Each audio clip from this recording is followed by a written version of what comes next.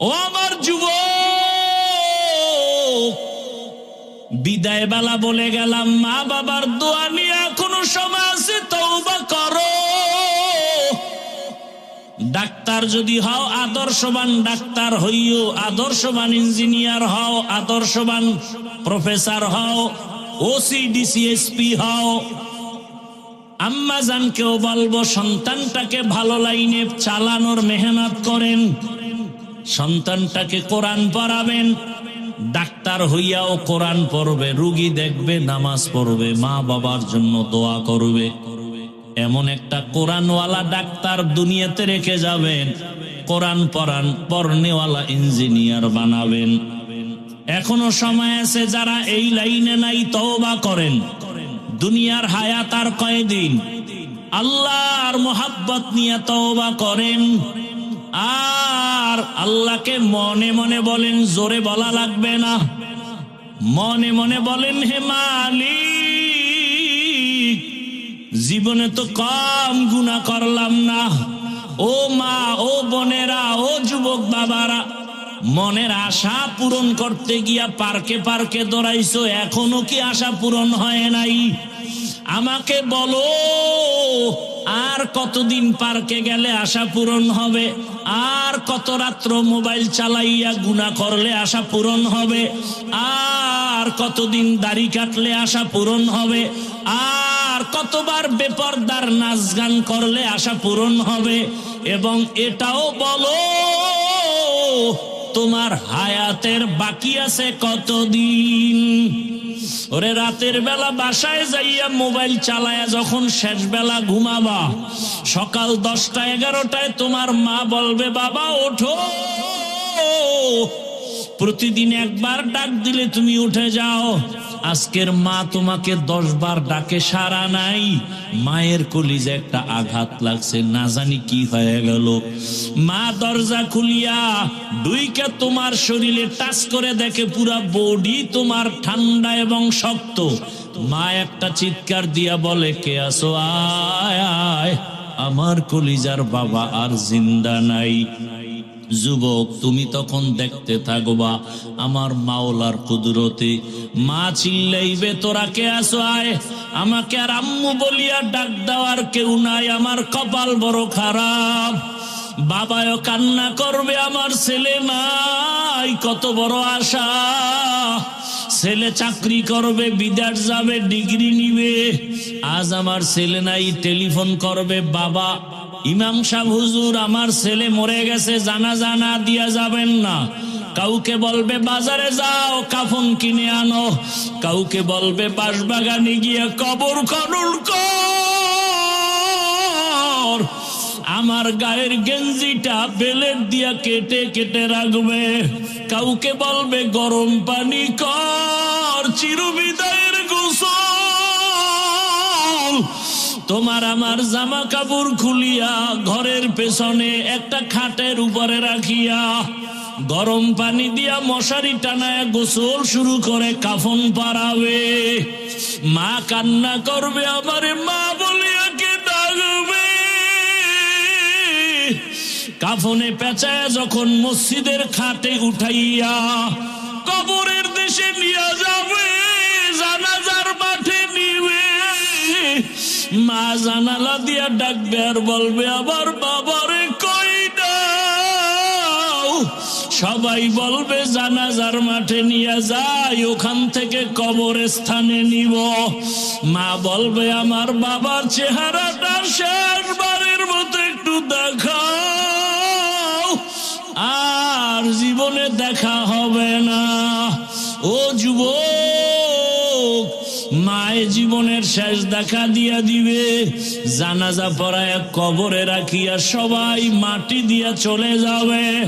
ওই কবরে এখন কেউ নাই, ডানে মাটি, বামে মাটি, উপরে নিচে মাটি, বালিশ নাই, বিছানা নাই, বাতি নাই, অন্ধকারের ঘর, সাপ বিচ্ছুর ঘর।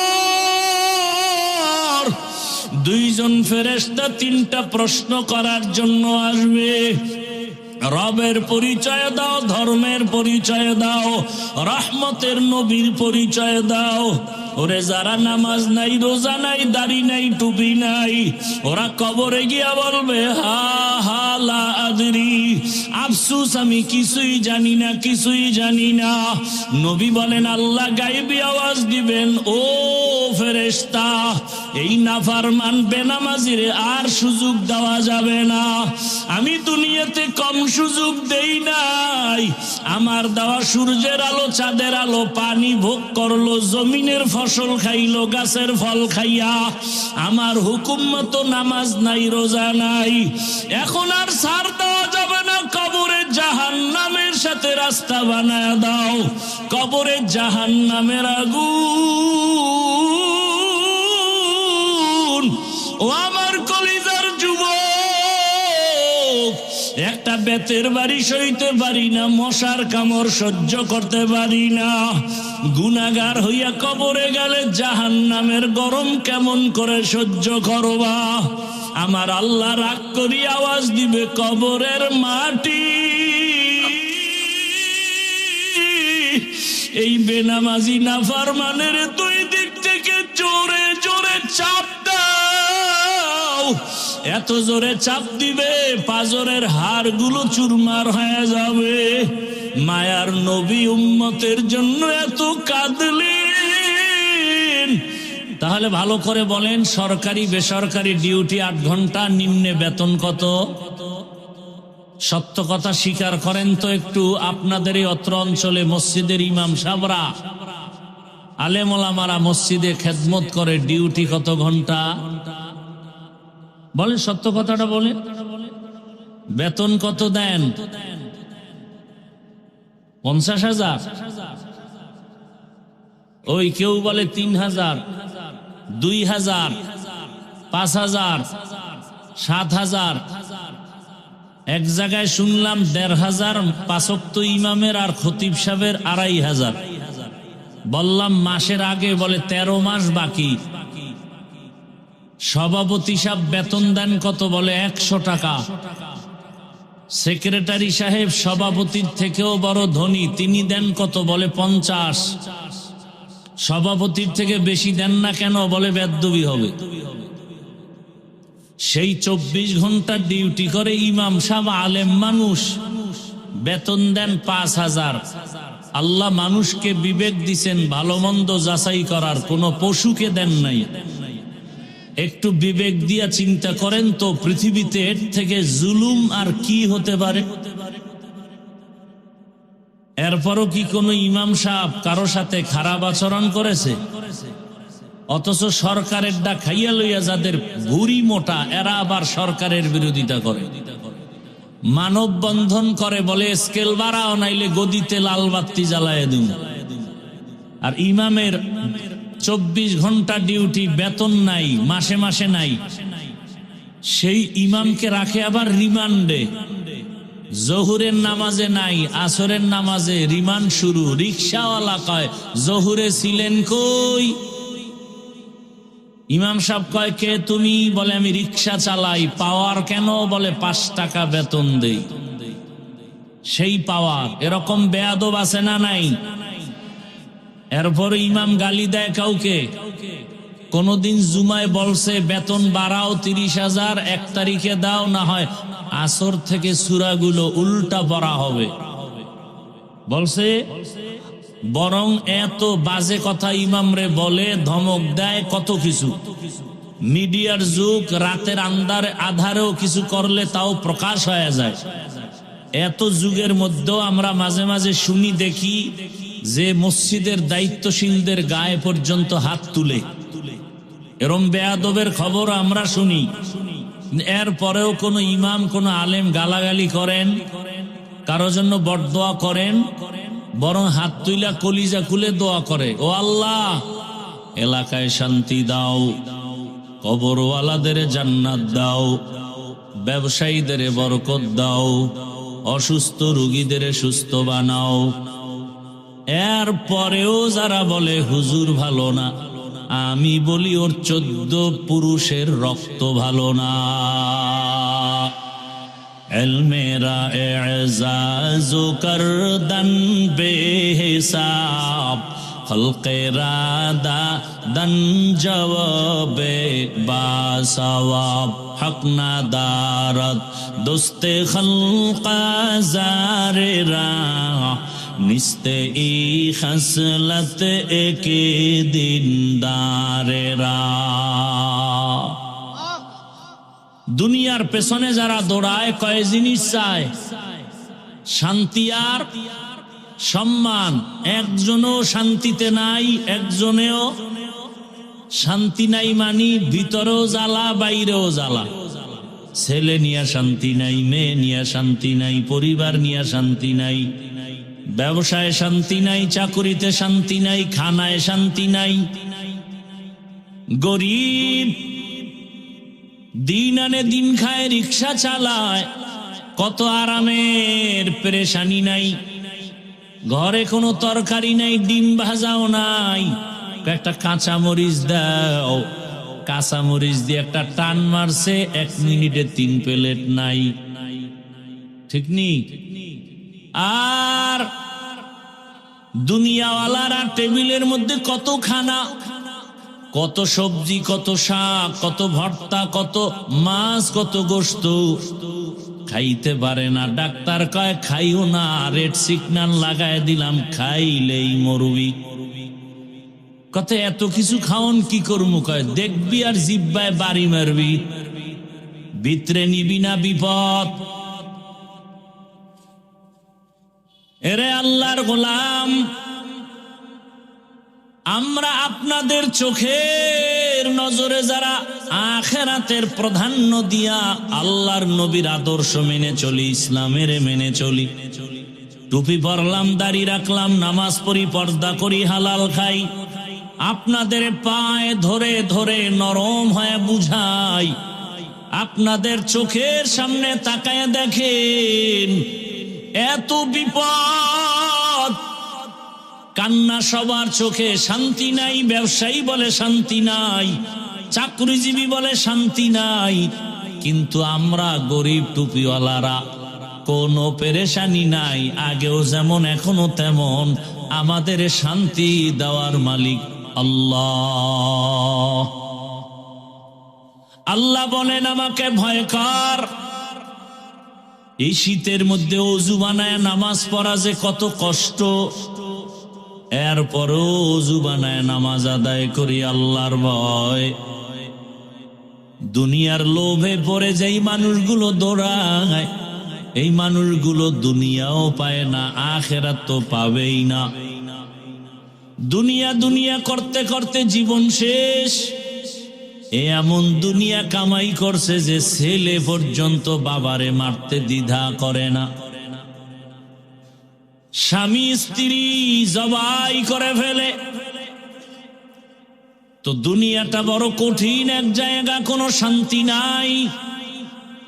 আখিরাতের ফসল কামাই করার জায়গা, এই দুনিয়া নামক জায়গার কোনো মূল্য নাই। দিলেন কেন? বলে একটু জরুরত সারার জন্য।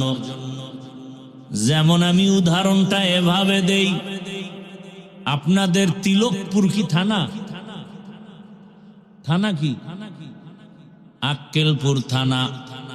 মনে করেন এখানে একটা সুন্দর বাজার, টাকা ব্যয় করে একটা সুন্দর 5 তলা বিল্ডিং করেছে একজন আল্লাহর বান্দা, অনেক টাকা ব্যয়, মার্বেল পাথর দিয়া বাহিরে টাইলস করা, ভেতরটা তো আরো সুন্দর। বাইরে দাঁড়ালে চেহারা দেখা যায় সুন্দর, কমপ্লিট বিল্ডিং করে টুলেট লাগায় দিল, বলে আমার ফ্ল্যাট ভাড়া হবে। সম্ভ্রান্ত পরিবারের ভদ্র ফ্যামিলির সন্তান আসলে ভাড়া দেয়া হবে।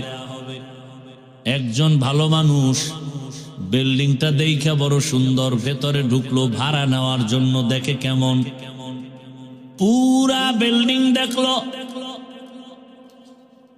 প্রত্যেকটা সুন্দর তালা, বেডরুম, ড্রয়িং, ডাইনিং রুম অনেক সুন্দর।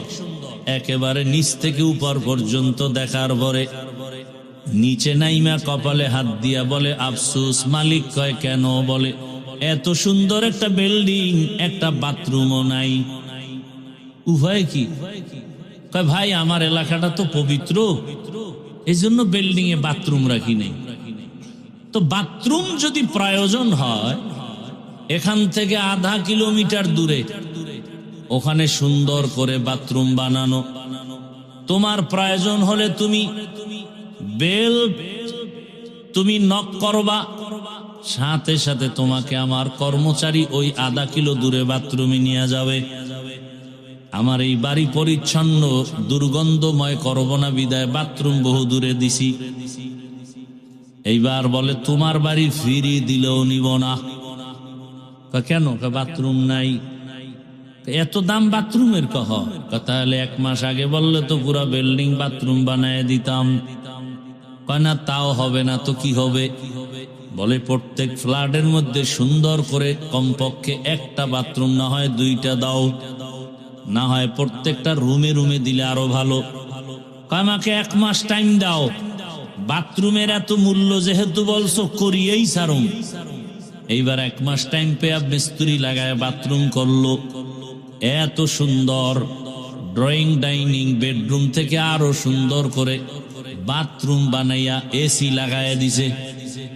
আবার এক পার্শ্বে টেলিভিশন। শুধু শুধু আবার সময় নষ্ট করে লাভ কি? সময়ের মূল্য বেশি। যেহেতু বাথরুমে তুমি থাকবা, বসে বসে দেশের খবর নিও। যেহেতু কমোড গুলো হাই কমোড, চেয়ারওয়ালা, আবার হাতা লাগায় দিছে। এখন এত সুন্দর বাথরুম দেখার পরে কোন বোকায় কি বলবে? বেডরুমের থেকেও বাথরুম অনেক সুন্দর। আমার একটা বিছানার চাদর আর একটা বালিশ দিয়ে কমপক্ষে আধা ঘন্টা একটু রেস্ট নিব। কেউ যাবে? এ কথা কেউ বলবে না। তাহলে বাথরুম এত সুন্দর করে বানাইলা কেন? একমাত্র কারণ হলো বাথরুম হলো সামান্য সময়ের জরুরত সারার জন্য। কি জন্য? জরুরত সারার জন্য। বাথরুম তোমার থাকার জায়গা না, ঘুমানোর জায়গা না, আরামের জায়গা না, ইন শয়তানের জায়গা, পোকামাকড়ের জায়গা। জরুরতটা সারা হলে দৌড় দাও। তবে একটু সতর্ক, বাথরুমে ঢুকতে গেলে কিন্তু ময়লা তোমার জামা কাপড়ে লাগতে পারে। তো কি করবো? সব বাইরে খুইলা এরপরে ল্যাংটা যাবি? না না, সতর্ক অবস্থায় যাইও যেন না লাগে। যদি এমন সন্দেহ থাকে, ময়লা দূর করার জন্য সাবান পানি রেডি রাখিও, ময়লা পরিচ্ছন্ন করার জন্য। এমন ময়লা লাগছে যা সাবানেও যায় না, তাহলে এই মেডিসিন তুমি পারবা না। তৃতীয় আর এক ব্যক্তির কাছে তোমার এই ময়লা পরিষ্কারের জন্য জামা দাও।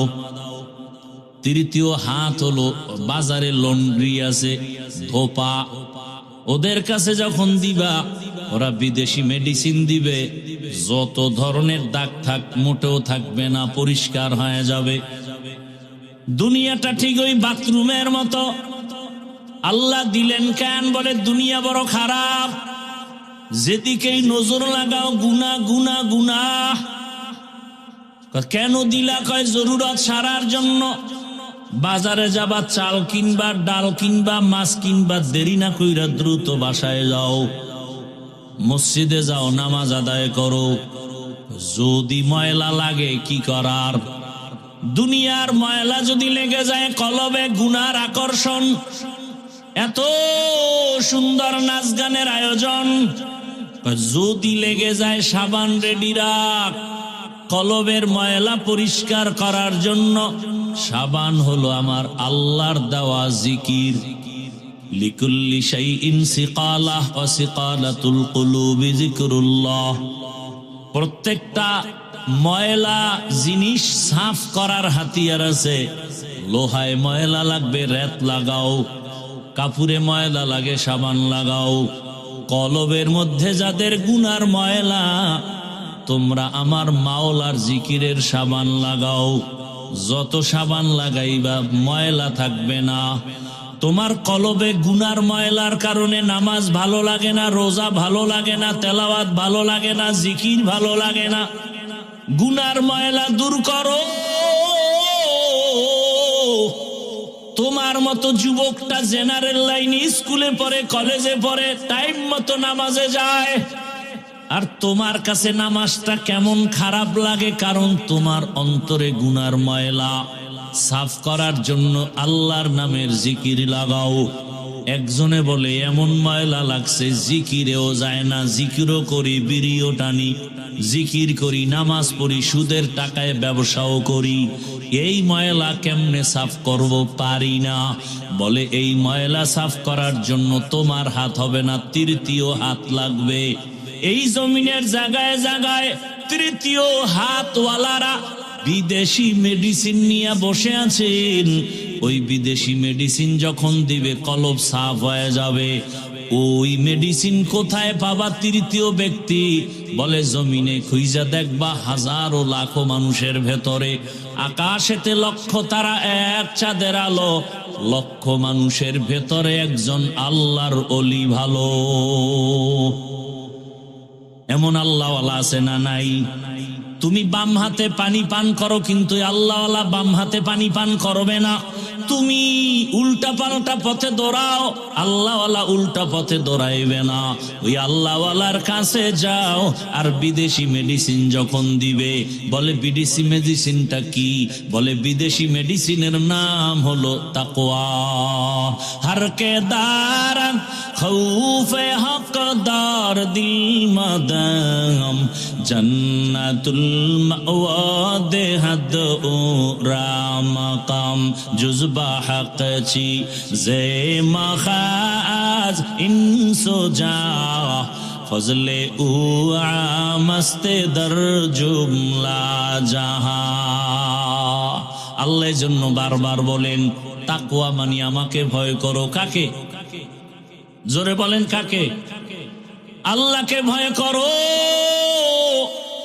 যদি প্রশ্নটা করি এই ময়দানের ভেতরে, আপনারা কারা কারা আল্লাহকে ভয় করেন? যদি করি তাহলে সবাই হাত উঠাবে না? অথচ এখানে বহু আল্লাহর আশেকরা আছেন, ফজর পড়ে নাই, জোহর পড়ে নাই, আসর পড়ে নাই, মাগরিব এশা পড়ে নাই, এমন লোক এখানে নাই। সেও দুটো হাত উঠায় বলবে আমি আল্লাহকে ভয় করি, আমি নামাজ পড়ে বলি আল্লাহকে ভয় করি। আপনি দাড়ি না রেখে বলেন আল্লাহকে ভয় করি, আমি দাড়ি ঠিক রাখিয়া বলি আল্লাহকে ভয় করি। আপনি হারাম খাইয়া বলেন আল্লাহকে ভয় করি, আমি হালাল খাইয়া বলি আল্লাহকে ভয় করি। আপনি বেপর্দায় চলেন আর বলেন আল্লাহকে ভয় করি, আমি পর্দা রক্ষা করে চলিয়া বলি আল্লাহকে ভয় করি। একটু বলেন এই দুই ভয় কি সমান? আসলে আপনি ভয় কি জিনিস বুঝেনই না। আমি উদাহরণটা এভাবে দেই, একটা সন্তান বাবারে ভয় করে, প্রমাণ কি? বলে বাবার সামনে কখনো অন্যায় করে না, কেন? বলে শাস্তির ভয়। একটা ছাত্র শিক্ষকের ভয় করে, প্রমাণ কি? বলে শিক্ষকের সামনে ছাত্র অন্যায় করে না, কেন? বলে শাস্তির ভয়। ঠিক এই জমিনে যেই বান্দা আমার আল্লাহকে ভয় করবে, আসলেই যদি ভয় করে, আল্লাহর আযাবের ভয়ে গলায় ছুরি লাগাবে, দাড়ির মধ্যে অস্ত্র লাগাবে না। हर के दारन खौफे हकदार दिल मदाम जन्नतुल मअवा देहद ओ रामकाम जुज़बा हक ची जे मखाज इंसो जा फजले उ आमस्ते दर जुमला जाहा। আপনাদের ক্লান্তি ভাব আসতেছে, ঘুমের নেশা। এ জাতি তো রাতের বেলা ঘুমায় না, মোবাইলের হক আদায় করে। আল্লাহর কাছে একটা নিয়ে যাইতেইব না। আল্লাহ যদি দইরেই ফেলায়, জীবনে কিছু করছো, আল্লাহ কিচ্ছু না করলো, অন্তত একটা হক আদায় করছে। মা বাবারটা পারি নাই, বউয়েরটা পারি নাই, ভাই বোনের হক আদায় করি নাই, তবে মোবাইলেরটা করেছি সারা রাত। এমন একটা রাত নাই যে রাতে জেনা করি নাই, মোবাইলের মাধ্যমে চোখের জেনা, হাতের জেনা, জবানের জেনা, অন্তরের জেনা। জেনা করতে করতে চেহারাটা ভাল্লুকের মতো হয়ে গেছে। চেহারার মধ্যে কোনো নূর নাই, কোনো সৌন্দর্য নাই, কোনো আকর্ষণ নাই। গুনাহ করতে করতে চেহারাটা কালো হয়ে গেছে।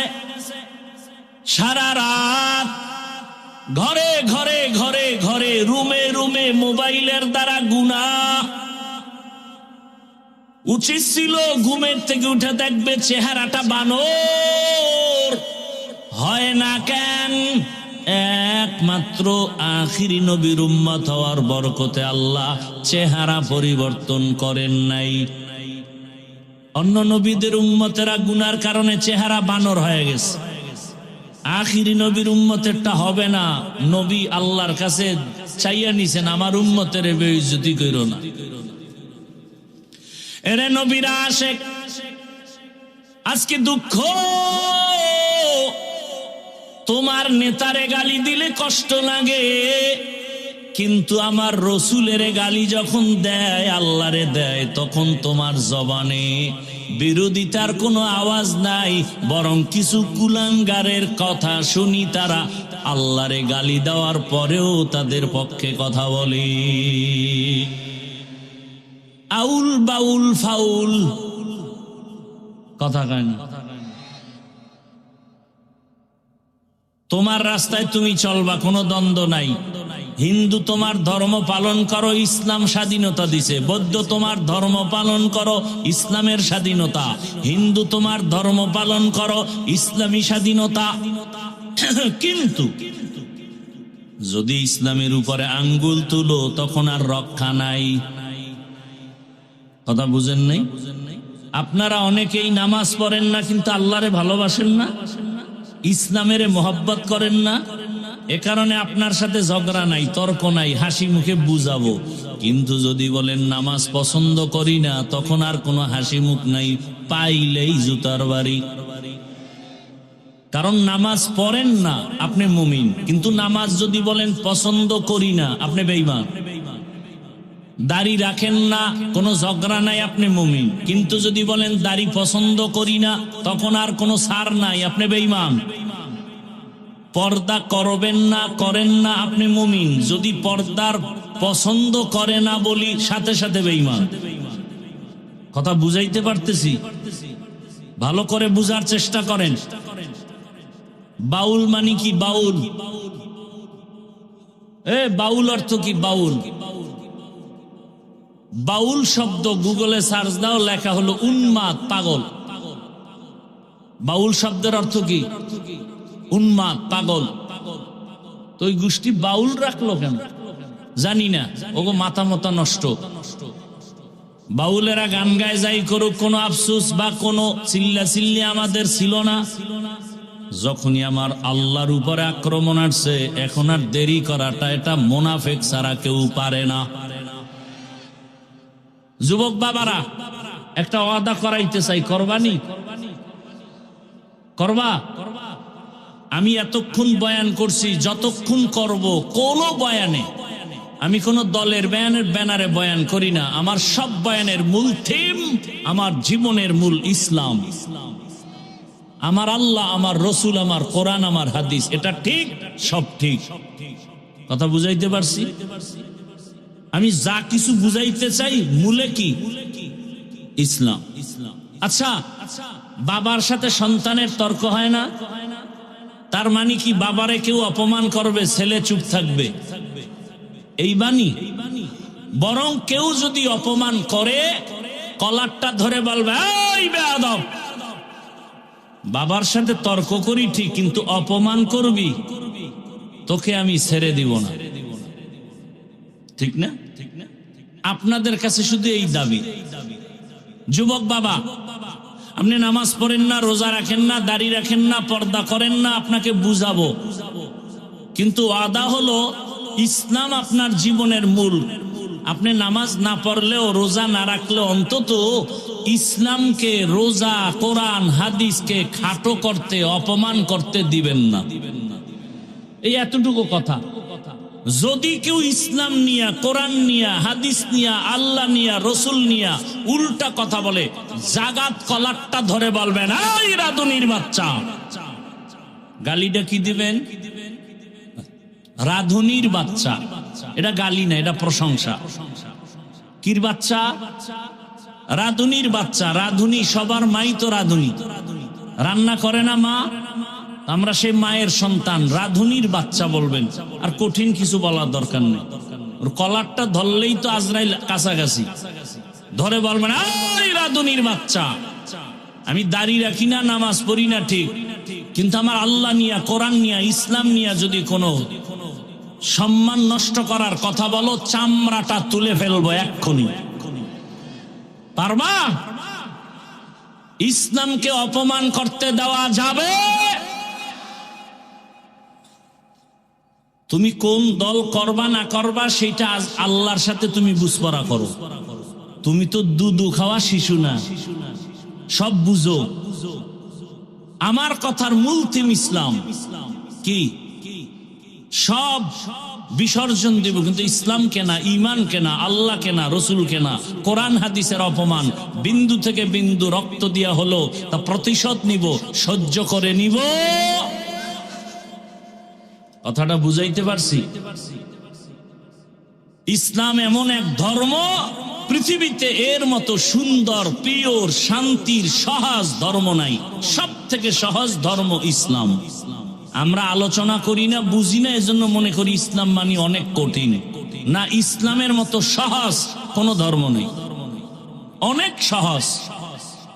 এবং ইসলামটা পরিপূর্ণ মানুষের সমাধানের একটা জায়গা। আপনাদের কি মনে হয় ইসলাম দুর্বল, কোরআন দুর্বল? মানুষের সব সমাধান কি আল্লাহ দেন নাই? না, কোনো ভুলে একটা জায়গায় আল্লাহ বোধহয় দিতে ভুলে গেছেন। কেন বলেন ইসলামে, কোরআনে রাষ্ট্রনীতি নাই? কথা বলেন না কেন? সুলাইমান নবী গোটা দুনিয়া পরিচালনা করেন নাই? ঘটনা কোরআনে নাই? ইউসুফ নবী মিশরের অর্থমন্ত্রী ছিলেন না? ঘটনা কোরআনে নাই? রহমতের নবী মদিনার রাষ্ট্র চালান নাই? হ্যাঁ, আপনি একটু আগেই বলছে আপনি নামাজ পড়েন না, ঠিক আছে, আপনাকে বুঝাবো, কিন্তু আপনি এই কথা বললেন না আমি নামাজ পছন্দ করি না, তাহলে কিন্তু আপনার সাথে আমার যুদ্ধ হবে, কারণ আপনি বেঈমান।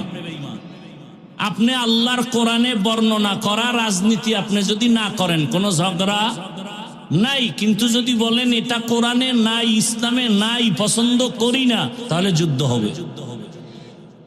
কথা বুঝাইতে পারলাম? আল্লাহর কথাকে আপনি নাই বলবেন, এই সাহস আপনাকে দেওয়া হয় নাই। আপনি মানেন না, সে দুর্বলতা ভিন্ন। আল্লাহ বুঝার তৌফিক দান করেন। তো মানুষ দুনিয়া দুনিয়া দুনিয়া দুনিয়া করে কেন? এত বয়ান, এত বয়ান, এত বয়ান, রাত নাই দিন নাই, খালি বয়ান। আমাদের বয়ান, পীর মাশায়েখের বয়ান, আমাদের বক্তাদের বয়ান। কি কিছুক্ষণ থাকবেন না? ধৈর্য হারাই ফেলছেন। এতগুলো মানুষ এক জায়গায় বসে আল্লাহর কাছে একটু মা বাবার জন্য দোয়া করব, এই সুযোগ কি আর পাবেন? এই সুযোগ হাতছাড়া যারা করবে, এদের মতো পোড়া কপাল আর কেউ আছে? আল্লাহ হেদায়াত দান করুন। কত রাত কাটাইছেন শুধু গুনাহ করে, গল্প করে, আড্ডা করে। আজকে আল্লাহর কোরআনের জন্য কি একটু সময় দেওয়া যাবে না? শেষ দোয়া করে যাবেন ইনশাআল্লাহ, আল্লাহ কবুল করে। ভাইরা আমার, দুনিয়ার লোভে পড়ে দুনিয়ার সব মানুষ পেছনে ধরে, আমি হুজুরও যদি দেখেন উল্টা পাল্টা করি, বুঝবেন দুনিয়ার লোভ। কারণ রহমতের নবী বলছেন দুনিয়ার মোহাব্বত আর লোভ হলো সব ধ্বংসের মূল কারণ। এই লোভ আবার তিন প্রকারে ভাগ করা: হুব্বে যা, হুব্বে মাল, হুব্বে নেসওয়ান। সম্মানের চেয়ারের লোভ, টাকা পয়সা সম্পদের লোভ, যৌবনের লোভ। এ যুবক, তোমার মতো যুবক স্কুল কলেজে পড়ে, নামাজ পড়ে, তুমি পারো না কেন? কয় লোভে আটকায় গেছি, ভালো লাগে না নামাজ। কয় কিসের লোভ? কয় যৌবনের লোভ। মা বাবারে মানো না কেন? কয় যৌবনের লোভে আটকায় গেলাম। ফেরাউন নামের বেঈমান আমার আল্লাহকে আল্লাহ বলে মানে না, নিজের খোদা দাবি করলো। শুধু খোদা না, সব থেকে বড় খোদা, আনা রব্বুকুমুল আ'লা, সব থেকে বড় খোদা দাবি করলো। কেন? বলে সম্মানের চেয়ার দখল করার লোভে, ক্ষমতার লোভ।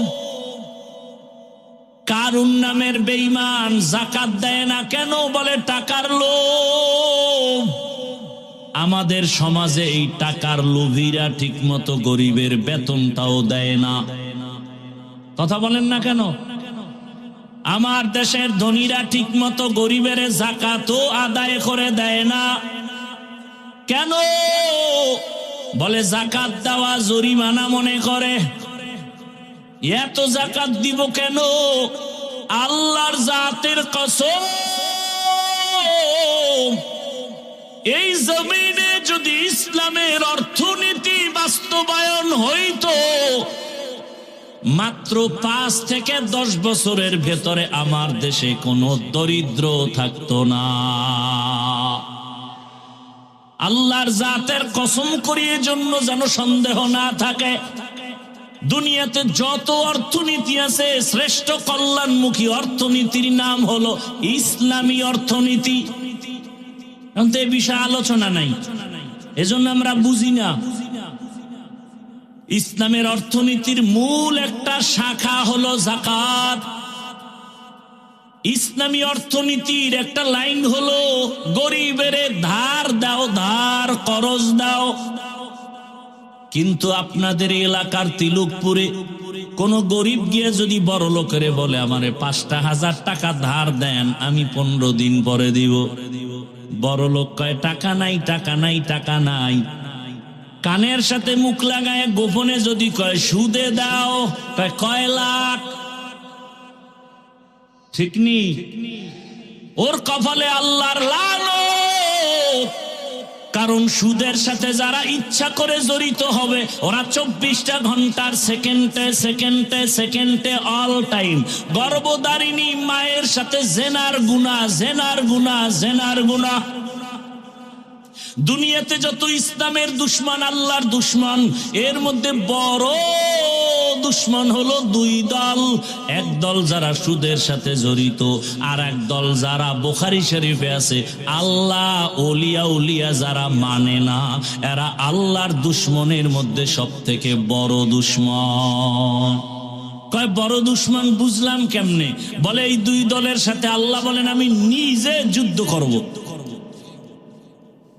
সুদখোরের ব্যাপারে আল্লাহ কোরআনে বলছেন সূরা বাকারা, ইয়া আইয়ুহাল্লাযীনা আমানুত্তাকুল্লাহ ওয়া যারু মা বাকিয়া মিনার রিবা ইন কুনতুম মুমিনিন ফাইন লাম তাফআলু ফাআযানু বিহারবিন মিনাল্লাহি ওয়া রাসূলিহি।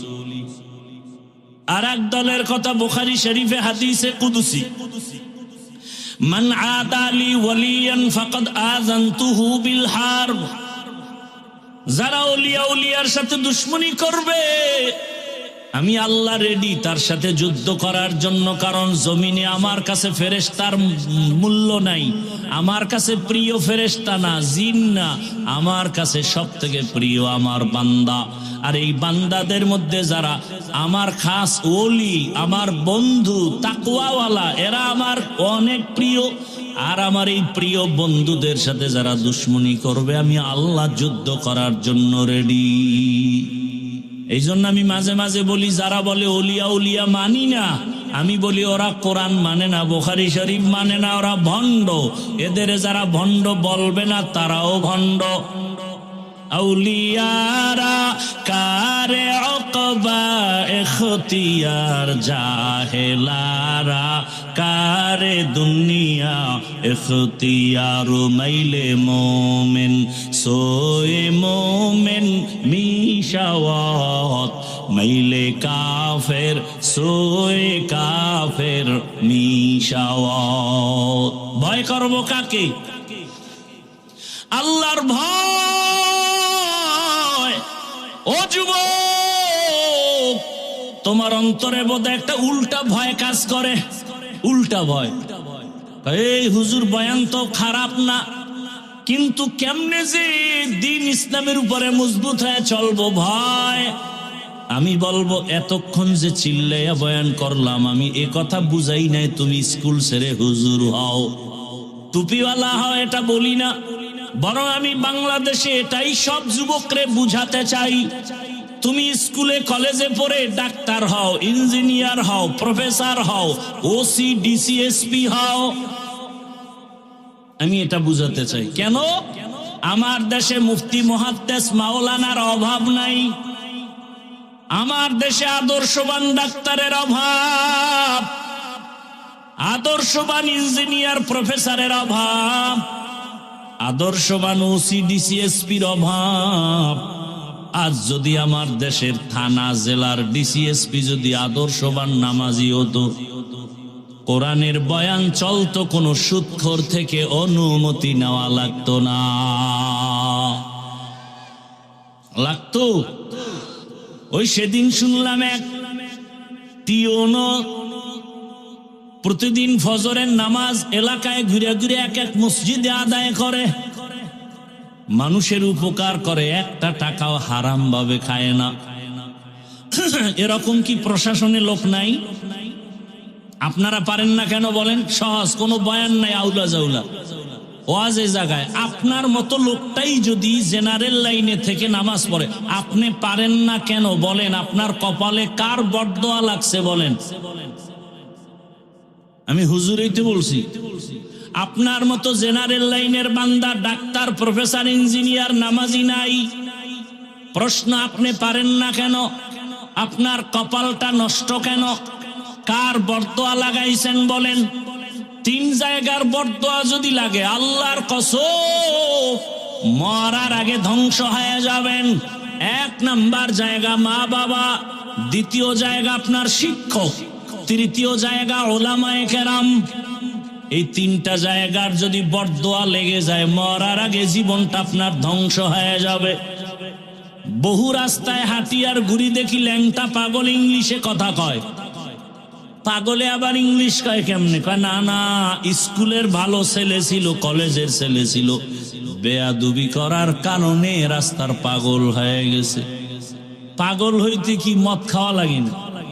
একটা তার উল্টা পাল্টা হয়ে গেলে জাগাত শেষ, বুদ্ধি শুদ্ধি সব শেষ। ভাইরা আমার, জেনারেল লাইনে থাকো, ওখানে থেকে তুমি আদর্শবান ইঞ্জিনিয়ার হও। র্যাব, আর্মি, পুলিশ, বিডিআর চাকরি করে নামাজ পড়ে নাই। ও যুবক বাবা, তোমার মতো কত জেনারেল ভাই রাস্তায় গাড়ি চালায়, নামাজ পড়ে, বলো তুমি কেন পারো না?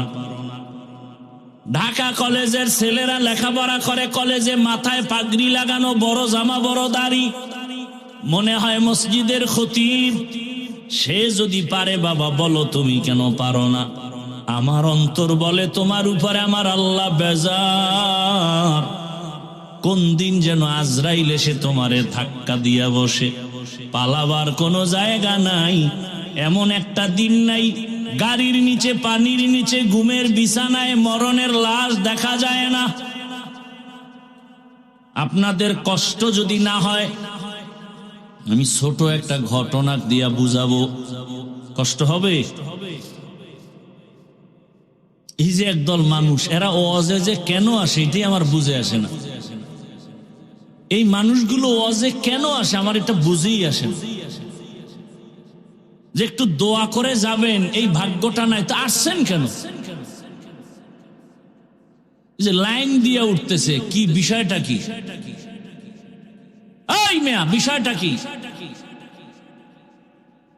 এটা নাটকের প্যান্ডেল নাকি? মন চাইলে উঠবেন, মন চাইলে চলে যাবেন, এটা যাত্রার প্যান্ডেল? আসলে বিষয় কি? এই রকম থার্ড ক্লাসের বিছানায় সবার কপাল হয় না বসে থাকা। এই থার্ড ক্লাসের বিছানায় বসতে হলে মাওলার দয়া লাগে। যে কোনো ব্যক্তি বসতে পারেন, এটা কপালওয়ালা হতে হয়। বুঝেন না এই প্যান্ডেলটা এখন আল্লাহর কাছে কত দামি? বসার সাথে সাথে আপনাদের সব গুনাহ মাফ। বরং খুশি হইয়া আল্লাহ আরশে আজিম এরকম একটা মজলিস মিলাই দিছেন ফেরেশতা দিয়া, আর সেই মজলিসে আল্লাহ বক্তা হইয়া আমাদের প্রশংসা করতেছেন, আর আল্লাহ ফলাফল দিতেছেন, এই প্যান্ডেলের সকলকে আমি মাফ করে দিলাম। এজন্য এই ঠান্ডার ভিতরে মাটির মধ্যে বসা, এটা যে কোনো কপালওয়ালা পারে না, কপাল লাগে, কপাল। যেই রসুলকে এক নজর দেখলে ভালোবাসা দিয়া জাহান্নাম হারাম, সেই রসুলকে 13 বছর দেখছে আবু জাহাল, কালেমা পড়ে নাই। অথচ 27 বছরের যুবক তরবারি নিয়ে দৌড়ায় নবীরে জবাই করবে। রহমতের নবীরে দেখা মাত্র তরবারি ফালায় কালেমাওয়ালা হয়ে গেল। 13 বছর দেখলো, বয়ান শুনলো, কালেমা পড়ে না, কত বড় বেঈমান। আর 27 বছরের যুবক তরবারি নিয়ে নবীকে জবাই করতে গিয়া কপালওয়ালা হয়ে গেল। এখন আমার ওমর এত দামি, ওমর যেই রাস্তা দিয়া চলে শয়তান ওই রাস্তায় চলতে ভয় পায়। ও আমার যুবক বাবারা, পর্দার আড়ালের মা বোনেরা, অনেকেই আপনারা হয়তো জেনে থাকবেন, আমি একটা ঘটনা অল্প টাইমে গুছায় বলি। এ জমিনে আপনার এক আল্লাহর গোলাম, আল্লাহর ইবাদত করে, আলেম না, সাধারণ লাইনের মানুষ, কিন্তু আলেমদের সোয়া পাইয়া দিনের উপরে মজবুত হয়ে গেল। ইবাদত করতেছে, মাওলার কাছে চাইতেছে, কাঁদতেছে, কিন্তু বিবাহ শাদী করে না। তার ছোট ভাই বিয়া করে ফেলছে। ছোট ভাই তেমন আল্লাহর পথে নাই। বিবাহ করি একদিন বড় ভাইকে বলে, ভাই আপনি বিবাহ করেন না কেন? বলে মেয়ে পাই না। বলে দেশে কি মেয়ের অভাব? ছোট ভাই মনে করলো বড় সুন্দরী শিক্ষিতা মেয়ে চায়। সম্ভ্রান্ত এক পরিবারের মেয়ের খবর নিয়ে ভাইকে বলল, ভাই পাওয়া গেছে ভালো সম্ভ্রান্ত পরিবারের শিক্ষিতা মেয়ে, অনেক বড় দামি। বড় ভাই বলে, এমন ডানা কাটা ভরি মরিয়া গেল, আমি ঘরে নিব না। ডানা কাটা পরি ঘরে আসলে বাবার ডানা কেটে ফেলবে, মায়ের ডানা কেটে ফেলবে, আর বলবে তোর মা বাপ খারাপ। কিরম ডানা কাটা পরি আছে না আপনাদের? বিয়া কইরেই বলবে, তোর বাপ মা ভালো না, কি করবো? কয় বগুড়ায় গিয়া ফ্ল্যাট ভাড়া ল। তোর মায়ের ডানাও খারাপ, বাপের ডাও খারাপ। শহরে যাইয়া তোমারে ফকির বানায় কয় তোর ডানাও খারাপ, আমি হিজরতে গেলাম।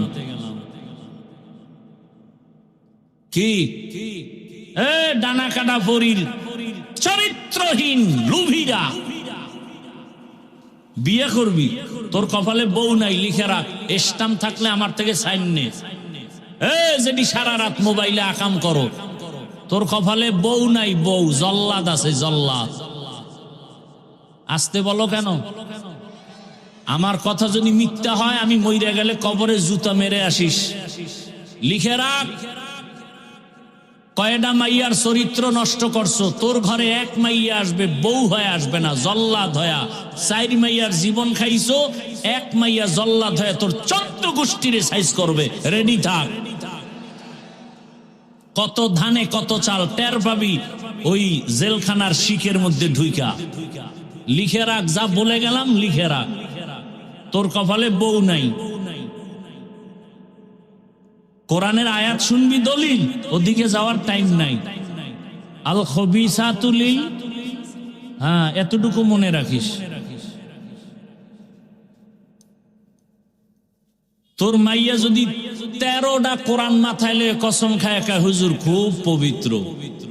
আমি বললাম ওর সিরিয়াল কত? তুই কয় নাম্বারের ছেলে? কয়টা কেমনে কম? আমি কই তোর ওই মাইয়া কয় নাম্বারের সিরিয়াল? তুই ওই সিরিয়ালে আছিস। তোর যদি 4 মাইয়া তুই চরিত্র নষ্ট করে এটারে পঞ্চমে ধরো, তো ওই মাইয়াও 4 ছেলের চরিত্র নষ্ট করে তোরে ধরছে পঞ্চম। আল খবিসাতু লিল খবিসিন, রেডি থাক। তোর কপালে বউ নাই, কথাটা আমি খুব আসমান বরাবর ওজন দিয়া বলে গেলাম। হ্যাঁ, যদি তওবা করো তো দরজা খুলে যাবে ইনশাআল্লাহ। তো তওবা তো করবি না, বরং ওয়াজের পরে বিড়ি টানবি আর বলবি বয়ান যাই করছে খারাপ না, কিন্তু এই কিন্তু দিয়া বাঁশ ঢুকাবি। তো বাঁশ তো তোর 14 গোষ্ঠীর মধ্যে ঢুকবে, তোর কপাল পুড়বে। কোন দিন গাড়ির চাকার তলে মাথা ঢুকবে টেরই পাবি না। আর মরণ অস্ত্রলে এত দৌড়াও, বাইক নাম কি কি কয় এলাকায়? Motor cycle. যুবকরা বলতো সত্য কথাটা, বাস, ট্রাক, আরো আরো লঞ্চ, বিমান আর হুন্ডা মোটর সাইকেল, কোনটা অ্যাক্সিডেন্টে মানুষ বেশি মরে গড় হিসাবে বলতো? এই তোদেরটাই তো তোরা বললি। তাহলে মায়ের থেকে বিদায় নিয়ে নিবি ডেলি, কারণ ভালো কামে তো আর যাও না, যাও তো আকাম করতে। তো বিদায় নিয়ে নিবি, মা ফেরত আসতে নাও পারি, লাইসেন্সের কি নাই, গ্যারান্টি নাই, কারণ এটার উপরে উঠলেই তো তোর শরীরে আগুন লাগে। আর পেছনে যদি বিপরীত পার্স বসা থাকে তাতে আরো আগুন। তাহলে তোর মরণটা খুব নাকের ডগায়। মাস্তানি বেশি করিস না। সিঙ্গাপুরে যাবে, পায় না ভিসা হয়ে গেছে, টিকিট করছে, আর 2-4 দিন পরেই যাবে। খুব আনন্দ, সবার সাথে ভালো ব্যবহার, ভদ্র ছেলে, জাগার নাম কমুনা। ওই ছেলেটা সকালে বাসায় বসা, 8টার সময় ওর বন্ধু ফোন দিছে, একটু চায়ের দোকানে যাও, নাস্তা টাস্তা করে আস। তো বলে আম্মু একটু দোকানে যাই। তো বাইকটা লয়ে বাইরিস, মা কয় তাড়াতাড়ি আসিস। ভিসা হয় না হয়ে গেছে, টিকিট করছে, 2-4 দিন পরে চলে যাবে সিঙ্গাপুর। ওর মামা একজন আলেম আমার সাথে বলল আর কানলো। ওই যে বাইকে উঠছে বন্ধুরে নিয়া, দোকানের কাছাকাছি গিয়া একটা ওই যে পিলার আছে বিদ্যুতের, হাম করে লাগাই দিছে, ঘুইরা পড়ে গিয়া মাথা শেষ। কয়েকদিন পর সিঙ্গাপুরে যাবে, আল্লাহ কায় একেবারে নিয়ে নেই। আর আমরা গাড়িতে উঠি, আফসোস, কত যে দোয়া দুরুদ পড়ি গাড়িতে বৈশা, কত দোয়া দুরুদ পড়ি, ইস্তেগফার পড়ি, দরুদ শরীফ পড়ি, 5টা সূরার আমল করি, আয়াতুল কুরসি পড়ি, সূরা ফাতিহা পড়ি, কত আমল করি গাড়ির মধ্যে। আল্লাহ তুমি হেফাজত করো, তুমি ছাড়া কে আছে। এই উত্তরবঙ্গে আসতে গিয়া বাংলাদেশের এক কিংবদন্তি, আমাদের বক্তা, বড় আলেম হযরতুল আল্লাম হাবিবুল্লাহ মাহমুদ কাসেমি, এই কয়েকদিন আগে আমি হসপিটালে দেখতে গেছি, বগুড়া না, বগুড়া আসতে গিয়া তার স্ত্রী অসুস্থ, অ্যাক্সিডেন্ট, সাথে তার মেয়ে অসুস্থ, তার বন্ধু অসুস্থ, ড্রাইভারের কিছু হয় না, তার এই বাম হাতের এখান থেকে ভাঙা, এই বাম দিক থেকে তার পাঁজরের 3টা হাড় ভাঙা, পায়ের হাড় ভাঙা। আর তুই গাড়ির মধ্যে একটা গান চালাবি, আকাম করবি, আর তোরে আল্লাহ এমনি বাঁচাই দিবে। দোয়া পড়তে পড়তে হুশ থাকে না। টুকটাক যা আমল করি, এরপরও পাও ধরে ধরে কান্না করি, আর তুমি আমলই করো না, তুমি মাস্তানি করে জান্নাত পাবা, এত সোজা। আল্লাহ হেদায়াত দান করুন। কাউকে ছোট করার জন্য বলছি না, আমিও জান্নাতে যাব, আপনাদেরকেও নিয়ে যাব, সেই মহব্বতে বলতেছি, রাগ করবেন না। ছোট ভাই বিয়া করছে, বড় ভাই বিয়া করে না, মাইয়া নাই, পাইছে ডানা কাটা বড়ি, কানা এ মেয়ে বিয়া করুম না। ছোট ভাই কয় তোর কপালে বিয়া নাই। বড় ভাই জবাব দিল, আল্লাহ যদি চায় তাহলে হবে, বান্দা চাইলে হবে। এইবার কথা, তুই কি মাইয়া চাও? বড় ভাই কয় আমি এমন একটা মেয়ে চাই, যেই মেয়ে আমার ডান হাত ধরে আমাকে জান্নাতের দিকে আগায় নিবে। ছোট ভাই কয় তোর কপালে বিয়া শেষ। মাত্র 1 সপ্তাহের মধ্যে খবর আসলো, এলাকার বাহিরের এক মসজিদে একজন আল্লাহওয়ালা আসছে, মানুষের নিয়ে বয়ান করে আর দোয়া করে। শোনার পরে একদিন বড় ভাই ফজরের নামাজ গিয়া সেখানে আদায় করলো, আল্লাহওয়ালার সাথে কথা বলল, চোখের পানি ছেড়ে দোয়া চাইলেন, হুজুর একটু দোয়া করেন। তোমার বয়স কত? এত। বলে বিবাহ করেছো? করে না। কেন তুমি বিবাহ করো নাই? বলে হুজুর আমি আমার মনের মতো একটা মেয়ে চাইছি, পাই না। কেমন মেয়ে চাও? বলে হুজুর আমি আলেম ওলামারে মোহাব্বত করি, বয়ান শুনছি, আমি বেপর্দা নারী ঘরে আনবো না, এমন একজন মেয়ে, আমি গরিবের সন্তান চাই, যে আমার ডান হাতটা ধরিয়া আমাকে জান্নাতের পথে আগায় দিবে। হুজুর আপনি দোয়া করেন আল্লাহর কুদরত। এই মোবাইলে যে আকাম করো, ভালো করার মতো কোনো লাইন কি মোবাইলে নাই? এই মোবাইলে গুগলে সার্চ দে, টাচ মোবাইল দেখলে শরীরের অঙ্গ প্রত্যঙ্গের কি কি ক্ষতি হয়। তুমি খেলে আমার উপর রাগ করো কেন? আমি তো তোমার কল্যাণমুখী, তোমার এইরকম দইরা দইরা বুঝাইয়া তোমার কল্যাণ চায়, এরকম বাবাও তো বাবা না। আলেমরা যেইভাবে তোমাকে বুঝায়, একটা গালি দেই, দুই একটা কথা একটু উচ্চ আওয়াজে হয়েছে, ক্ষমাও চাই, এই রকম তোমাকে কে বুঝাবে? অথচ তুমি মনে করো আমি তোমার দুশ্মন। অথচ পাও ধরতে রাজি, বল যে হাফিজ ভাই নিচে আইসা পাও ধরো, আমি নামাজ পড়ব, বল আমি এক্ষণ নিচে আসি। এতটা ভালোবাসা নিয়ে কথা বলতেছি, অথচ মনে করো দুশ্মনী করি তোমাদের সাথে। হুজুরে দোয়া করবে করবে, এমনি মুখে বলে আল্লাহ কবুল করুন কবুল করুন। হঠাৎ আল্লাহর ওলির কাছে আইসা মসজিদের বাহিরের জানালা থেকে একটা মহিলার কণ্ঠে সালাম দিল। ওয়ালাইকুম সালাম। কে মা? জানালার বাহিরে বলে আমি এলাকার একটা গরিব সন্তান, ব্যাংকিং সিস্টেম কিভাবে হালাল কিভাবে হারাম এ বিষয়ে বিশাল আর্টিকেল তার আছে। ওই তকি ওসমানী সাহেবের সাথে জাকির নায়েক দেখা করলো। দেখা করার পরে বলে হযরত আমি তো মাযহাব মানি না। তকি ওসমানী দামাত বারাকাতুহুম কোরআন সুন্নাহর আলোকে যৌক্তিকভাবে এমন সুন্দর বয়ান দিলেন, এমন সুন্দর কথা বললেন জাকির নায়েক সাহেব। পরবর্তীতে প্রায় 40 মিনিটের একটা লেকচার দিয়েছে জাকির নায়েক সাহেব, এবং বলেছে মাযহাব মানা ছাড়া ইসলাম মানার কোনো রাস্তা নাই। প্রায় 40 মিনিটের একটা বক্তব্য, গোটা দুনিয়াতে ভাইরা আমার। এইবার হুজুর বলে তোমার চাহিদা মতো মেয়ে, মেয়ের চাহিদা মতো তুমি। বলে হুজুর আপনি যদি মধ্যখানে থাইকা বিবাহের ব্যবস্থা করেন আলহামদুলিল্লাহ। সংক্ষেপে বলছি, যুবক মা বোনেরা ভালো করে শুনেন। বিবাহ হয়ে গেল, এই ঘটনাটা গুগলে সার্চ দিলে পাইতে পারো, নামটা শেষে বলতেছি, খেয়াল করি। ভাইরা আমার, বিবাহ হওয়ার পর মনের মতো স্ত্রী, মনের মতো স্বামী, এক হাতে তালি বাজে না, বিনা বাতাসে পানি নড়ে না। স্বামী আর স্ত্রীর মন যদি এক না হয়, ওই বাগানে সুন্দর ফুল ফুটে না। দোনোজনার মনে কেমনে?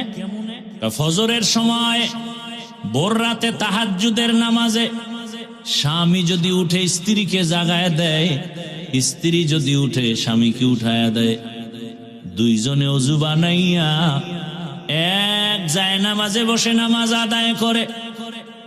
প্রতিদিন দোয়া করে, হে মালিক, জীবনের একটা আশা পূরণ করেছো, কোন দিন মরে যাব জানা নাই, আমাদের দাম্পত্য জীবনের আর একটা আশা, তুমি এমন একটা সন্তান আমাদের দান করিও,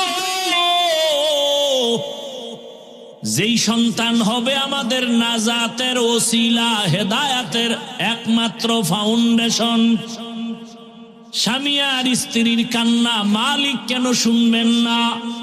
বেপরদায় চলে না, বেহুদা গল্প করে না, নারীদের নিয়ে আম্মা জান আড্ডা দেয় না, স্বামীর বদনাম বলে না, আল্লাহর কাছে চোখের পানি কবুল। আল্লাহ তাআলা দুইজনার কান্নায় একটা সন্তান দান করেছেন। এই সন্তান আসার পরে এবার আরো কান্না, ও আল্লাহ তুমি আমার সন্তানটাকে জগৎ বিখ্যাত ওলি হিসাবে কবুল করো। এমন দোয়া মা বাবায় করছেন, জমিনে আসা মাত্র অল্প বয়স, যেটাকে আমরা যুবক বলি, সেই যুবক বয়সে গোটা দুনিয়াটাকে লাড়া দিয়ে দিছে। মিশরের ভেতরে বেঈমানেরা যখন ক্ষমতা দখল করলো, হুঙ্কার দিয়া দাঁড়ায় গেল। মুসলমানের প্রথম কিবলা বাইতুল মাকদিস, জালেমেরা যখন আক্রমণ করেছে, এই যুবক হুঙ্কার দিয়া ময়দানে ঝাঁপায় পড়লো। অল্প দিনের মধ্যে গোটা দুনিয়াতে তার নাম আর ডাক, নাম আর ডাক, নাম আর ডাক।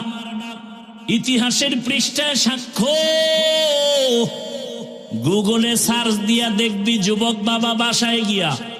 এই বহুল আলোচিত যুবক হলো সুলতান সালাহ উদ্দিন আইয়ুবী রহমাতুল্লাহ আলাইহি। এর মা বাবার কাহিনী শুনাইলাম, এইবার এর কাহিনী বলতে গেলে রাত শেষ।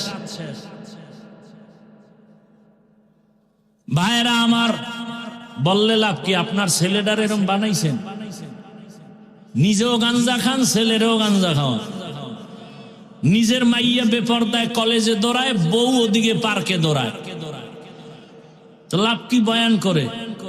ফজর পড়েন নাই, জহুর পড়েন নাই, আসর পড়েন নাই, মাগরিব পড়েন নাই, কি লাভ হবে? মুমিন বেঈমানের ব্যবধান নামাজ। বেঈমানেরা নামাজ পড়ে না, মুমিন যারা তারা নামাজ ছাড়ে না। নামাজ কই? আজকে বয়ানের পরে যদি দেখেন মসজিদে মুসল্লি বেশি, বুঝা যাবে বয়ানটা কাজে লাগছে। আর যদি দেখেন না, মুসল্লি আরো কইমা গেছে, বুঝবেন বয়ানের ফলাফল ভালো হয় নাই। পর্দার আড়ালের আম্মা জানেরা, আপনার মতো কত মা এখনো আছে বেপরদায় চলে না, নামাজ ছাড়ে না, মোবাইলে সময় নষ্ট করে না, স্বামীর মাল হেফাজত করে। ও আমার যুবক, বিদায় বেলা বলে গেলাম, মা বাবার দোয়া নিয়ে এখনো সময় আছে, তওবা করো। ডাক্তার যদি হও, আদর্শবান ডাক্তার হইও, আদর্শবান ইঞ্জিনিয়ার হও, আদর্শবান প্রফেসর হও, ওসি ডিসি এসপি হও। আম্মা জানকেও বলবো, সন্তানটাকে ভালো লাইনে চালানোর মেহনত করেন, সন্তানটাকে কোরআন পড়াবেন। ডাক্তার হইয়াও কোরআন পড়বে, রুগী দেখবে, নামাজ পড়বে, মা বাবার জন্য দোয়া করবে। এমন একটা কোরআনওয়ালা ডাক্তার দুনিয়াতে রেখে যাবেন, কোরআন পড়নেওয়ালা ইঞ্জিনিয়ার বানাবেন। এখনো সময় আছে, যারা এই লাইনে নাই তওবা করেন। দুনিয়ার হায়াত আর কয়দিন, আল্লাহর মোহাব্বত নিয়ে তওবা করেন। আর আল্লাহকে মনে মনে বলেন, জোরে বলা লাগবে না, মনে মনে বলেন, হে মালিক, জীবনে তো কম গুনাহ করলাম না। ও মা, ও বোনেরা, ও যুবক বাবারা, মনের আশা পূরণ করতে গিয়া পার্কে পার্কে দৌড়াইছো, এখনো কি আশা পূরণ হয় নাই? আমাকে বলো, আর কতদিন পার্কে গেলে আশা পূরণ হবে? আর কত রাত্র মোবাইল চালাইয়া গুনাহ করলে আশা পূরণ হবে? আর কতদিন দাড়ি কাটলে আশা পূরণ হবে? আর কতবার বেপরদার নাচ গান করলে আশা পূরণ হবে? এবং এটাও বলো, তোমার হায়াতের বাকি আছে কতদিন? চোখের সামনে যুবকের লাশ। এমন একটা দিন নাই, কয়েক মাস আগে বাইতুল্লাহ বাংলাদেশের খবর শুনলাম, বিদেশি যুবক টাকা কামাই করে স্বর্ণের অলংকার নিয়ে ঢাকা আসছে। কয়েকদিন বাড়িতে আনন্দ করে আবার যাবে। ঢাকা শাহজালাল এয়ারপোর্টে নামছে, গাড়িতে উঠছে পরিবারের ছেলে মেয়ে বিবিরা সব। কি আনন্দ! যাইতে যাইতে যাইতে যাইতে বাড়ির কাছে যাইয়া ড্রাইভার গাড়িটা পানির মধ্যে ফেলে দিছে। ফেসবুকের গোলাম বাবারা দেখো নাই, সময় পাও না আকামের কারণে। ওই যুবক বাবা মিডিয়ার সামনে কান্না করে, কই আমার টাকা, কই আমার স্বর্ণ? আরে মানুষ বিয়া কইরা খাইয়া না খাইয়া ছেলে মেয়ে নিয়ে পরিবার একসাথে থাকার একটা আনন্দ আলাদা, আমি সে আনন্দ করি নাই। টাকার জন্য বিদেশে গেলাম, আজকে আমি বাড়িতে আসছি আনন্দ করব, কিন্তু কপাল কেন খারাপ। আমার হাতের উপরে আমার বাচ্চাটা মরে গেল, আমার কাঁধে আমার স্ত্রীর লাশ। আমি এখন ঘরে গিয়া কি করব? আমার ঘরের বাতি দেওয়ার মানুষটা মরে গেল। ছোট বাচ্চা আমাকে আব্বু বলে যখন ডাক দেয়, কলিজাটা ঠান্ডা হয়ে যায়। আজ আমার হাতের সামনে আমার কলিজার সন্তানটা পর্যন্ত চলে গেল। ও আমার যুবক বাবা, আজকে তুমি ভালো আনন্দে বসে আছো, বয়ান শোনো। জানি না আগামীকাল এই টাইমে হতে পারো তুমি হসপিটালের রোগী। ও বাবা, গত বছরও বয়ান করেছিলাম, আজকেও বয়ানে আসছি, কিন্তু খবর নেও গত বছর যারা এখানে ছিল অনেকেই দুনিয়াতে জিন্দা নাই। আগামী বছর বয়ান চলবে, আজকে আমরা যারা আছি আগামীতে থাকার গ্যারান্টি নাই। কিসের বাহাদুরি করো রে বাবা? ওরে রাতের বেলা বাসায় যাইয়া মোবাইল চালায়া যখন শেষ বেলা ঘুমাবা, সকাল 10টা 11টায় তোমার মা বলবে বাবা ওঠো। প্রতিদিন একবার ডাক দিলে তুমি উঠে যাও। আজকের মা তোমাকে 10 বার ডাকে সাড়া নাই। মায়ের কলিজে একটা আঘাত লাগছে, না জানি কি হয়ে গেল। মা দরজা খুলিয়া দুইকে তোমার শরীরে টাচ করে দেখে পুরা বডি তোমার ঠান্ডা এবং শক্ত। মা একটা চিৎকার দিয়া বলে, কে আসো? আয় আয়, আমার কলিজার বাবা আর জিন্দা নাই। যুবক, তুমি তখন দেখতে থাকবা আমার মাওলার কুদরতে। মা চিল্লাইবে, তোরা কে আসো? আয়। আমাকে আর আম্মু বলিয়া ডাক দেওয়ার কেউ নাই, আমার কপাল বড় খারাপ। বাবাও কান্না করবে, আমার ছেলে নাই। কত বড় আশা, ছেলে চাকরি করবে, বিদেশ যাবে, ডিগ্রি নিবে। আজ আমার ছেলে নাই, টেলিফোন করবে, বাবা ইমাম সাহেব হুজুর আমার ছেলে মরে গেছে, জানাজা না দিয়া যাবেন না। কাউকে বলবে বাজারে যাও কাফন কিনে আনো, কাউকে বলবে বাঁশবাগানে গিয়ে কবর খনন কর। আমার গায়ের গেঞ্জিটা বেলেট দিয়া কেটে কেটে রাখবে। কাউকে বলবে গরম পানি কর, চিরবিদায়ের গোসল। তোমার আমার জামা কাপড় খুলিয়া ঘরের পেছনে একটা খাটের উপরে রাখিয়া গরম পানি দিয়া মশারি টানায় গোসল শুরু করে কাফন পরাবে। মা কান্না করবে, আমারে মা বলিয়া কে ডাকবে। কাফনে পেঁচায় যখন মসজিদের খাটে উঠাইয়া কবরের দেশে নিয়ে যাবে, জানাজার মাঠে নিবে। মা জানালা দিয়া ডাকবে আর বলবে, আবার বাবারে কই দাও। সবাই বলবে জানাজার মাঠে নিয়ে যাই, ওখান থেকে কবরস্থানে নিব। মা বলবে, আমার বাবার চেহারাটা শেষবারের মতো একটু দেখাও, আর জীবনে দেখা হবে না। ও যুবক, মায়ের জীবনের শেষ দেখা দিয়া দিবে। জানাজা পড়ায় কবরে রাখিয়া সবাই মাটি দিয়া চলে যাবে। ওই কবরে এখন কেউ নাই, ডানে মাটি বামে মাটি উপরে নিচে মাটি, বালিশ নাই, বিছানা নাই, বাতি নাই, অন্ধকারের ঘর, সাপ বিচ্ছুর ঘর। দুইজন ফেরেশতা 3টা প্রশ্ন করার জন্য আসবে।